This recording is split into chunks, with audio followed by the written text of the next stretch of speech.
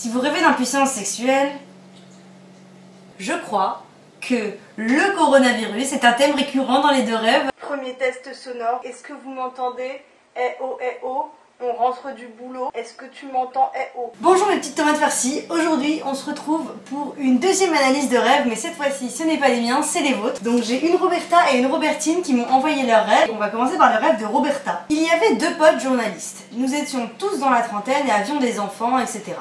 Et les enfants ne connaissaient pas certaines vérités ou sciences fondamentales, et à chaque fois que nous voulions leur dire, nous étions littéralement muets comme sur Zoom. Et nous avons essayé d'en parler les uns aux autres, mais nous étions tout aussi muets. Je sais pas par qui, ou par quoi, ou pourquoi, mais on ne pouvait pas résister. Et si on avait essayé d'écrire, ce serait comme invisible sur un papier blanc. Je me suis réveillée, j'ai dit ah et je pouvais bien parler. Donc ça c'est le rêve de Roberta. On va chercher ce que ça veut dire. Comme son nom l'indique, le journal raconte l'actualité du jour. Il vient souligner les événements de la journée. Le fait qu'elle soit journaliste, ça aggrave encore plus le fait qu'elle ne peut pas dire ce qu'elle pense à ses enfants. Bien qu'elle vive une journée extrêmement riche, elle a du mal à en faire part.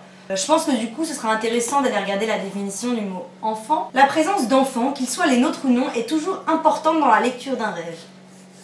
Il représente cette part d'enfance que chacun de nous porte en lui. Les enfants représentent aussi le rêve, l'imagination et notre capacité d'émerveillement devant la vie. D'accord, donc si on essaie de résumer pour l'instant, journaliste, ça symbolise quand même le fait que Roberta ait une journée assez riche, puis elle a du mal à s'exprimer, elle a encore plus du mal à s'exprimer à cette part d'émerveillement qu'elle a en elle. Peut-être c'est aussi lié au contexte difficile qu'on est en train de vivre, le fait que les journalistes accusent le gouvernement d'avoir menti, d'avoir fait de la rétention d'informations, donc peut-être qu'il y a quelque chose là-dedans, parce que si cette enfance c'est la part d'émerveillement en soi et la part d'un peu, voilà, l'imagination, la naïveté, faire confiance, bah mine de rien, c'est compliqué quoi. Peut-être que le fait que t'arrives pas à expliquer à l'enfant, c'est que t'arrives pas à te l'expliquer quoi. Que t'arrives pas à t'expliquer tout ce qui se passe en ce moment et que peut-être que t'es très angoissée, peut-être que c'est quelque chose qui t'atteint plus que tu ne veux le croire. Moi je pense que des fois les rêves ça nous révèle un peu genre des trucs qu'on se... Tu sais quand tu t'oses pas dire les mots, tant que t'as pas dit la chose, ça arrive pas vraiment. Donc voilà, j'ai cherché, il n'y a pas muet ou aphone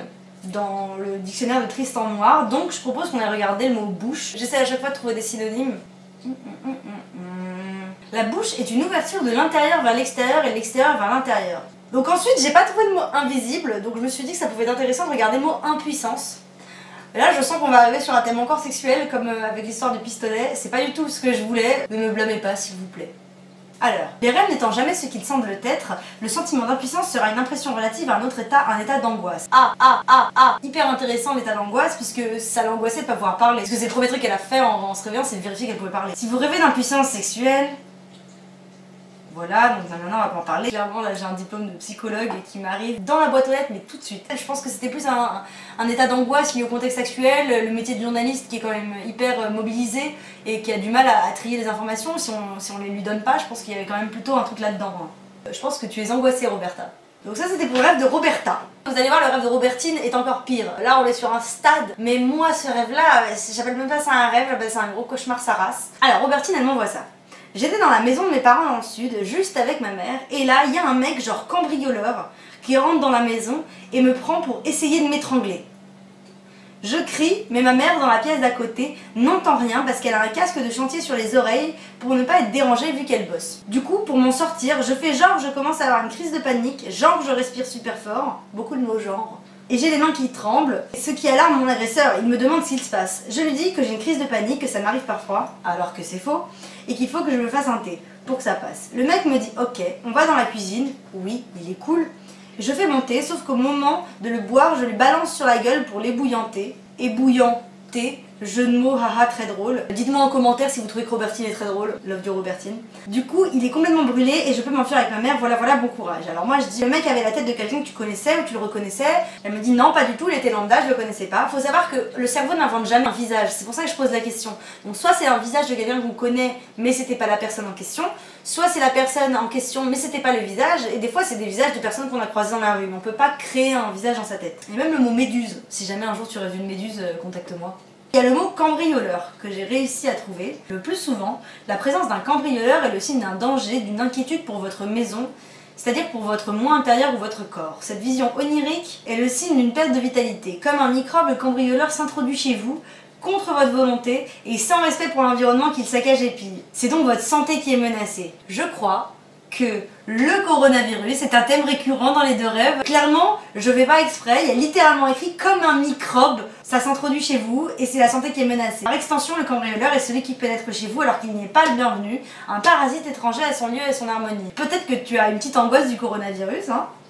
On ne sait pas. Du coup, il y a un truc qui est marrant, c'est que j'ai cherché le mot étrangler, attaque, gorge, coup, lutte, combat, violence, agression, j'ai trouvé aucun de ces mots-là, ce qui est quand même assez bizarre, sachant que dans beaucoup de cauchemars ou de rêves, il y a de la violence. Donc j'ai trouvé le mot main. C'est le seul mot que j'ai trouvé en lien avec le fait qu'elle se fasse étrangler. La main est l'outil de l'action et de la création. C'est le prolongement du cerveau. Son symbolisme est identique à ces notions. L'état des mains définit ton état à toi. Donc là, s'il y a des mains qui t'agressent, je pense que clairement tu te sens agressé par quelque chose. Ensuite, j'avais regardé le mot cri, parce que du coup, tu essaies de crier et tu n'y arrives pas. Le cri est l'expression d'une énergie, c'est une invitation à se ressaisir, à ne plus se laisser faire, à exprimer une saine colère. Donc là, Robertine, il n'y a que toi qui peux savoir quelle énergie en ce moment t'es un peu en train de supprimer. En ce moment, t'es angoissée, t'es pas calme, t'arrives pas à crier, mais t'as envie de balancer du thé à la tête de quelqu'un. Ensuite, il y avait le mot brûler. Faire brûler, c'est vouloir faire disparaître. Feu purificateur, tu purifies quelque chose. Donc si on prend l'idée que le cambrioleur c'est le coronavirus, c'est cool parce que t'as envie de purifier le coronavirus. Merci, tu nous aides tous Robertine. Et il y avait le mot fuite à la fin parce que tu dis qu'avec ta maman tu t'enfuis, voire poursuite. Allons voir poursuite. Les rêves de poursuite sont très fréquents. D'une manière générale, les rêves de poursuite sont révélateurs d'une angoisse profonde. Bon bah voilà. Écoutez, moi du coup mon bilan c'est, je pense que le contexte actuel provoque une angoisse chez tout le monde et que c'est pas grave mais que les rêves forcément vont le refléter. Dans le cas de Roberta, je pense qu'il y a vraiment le côté journalisme, de pas pouvoir faire le travail correctement parce qu'il y a cette rétention d'informations, les informations qui changent tous les jours. Moi je regarde BFM TV et je vois bien que, bon BFM TV on est pour ou contre, mais je vois bien qu'en fait ils ont rien à dire parce qu'à chaque fois ils disent et ça peut évoluer. Et Robertine, je pense que t'es plus angoissée que tu le penses par le coronavirus. Il y a quelque chose qui envahit ton safe space. Ta comfort zone. En fait, je pense que t'es pas en train de le verbaliser, mais il y a quelque chose qui t'angoisse. Je sais pas si c'est le coronavirus, mais il y a quelque chose qui t'angoisse. Et donc t'as envie de tout brûler et de crier, et si t'y arrives pas, parle à quelqu'un, Robertine. Parle. Bon bah écoutez, merci d'avoir suivi cette vidéo, cette deuxième analyse de rêve. Vous pouvez toujours m'envoyer un message. Je vous fais des gros bisous et à très bientôt.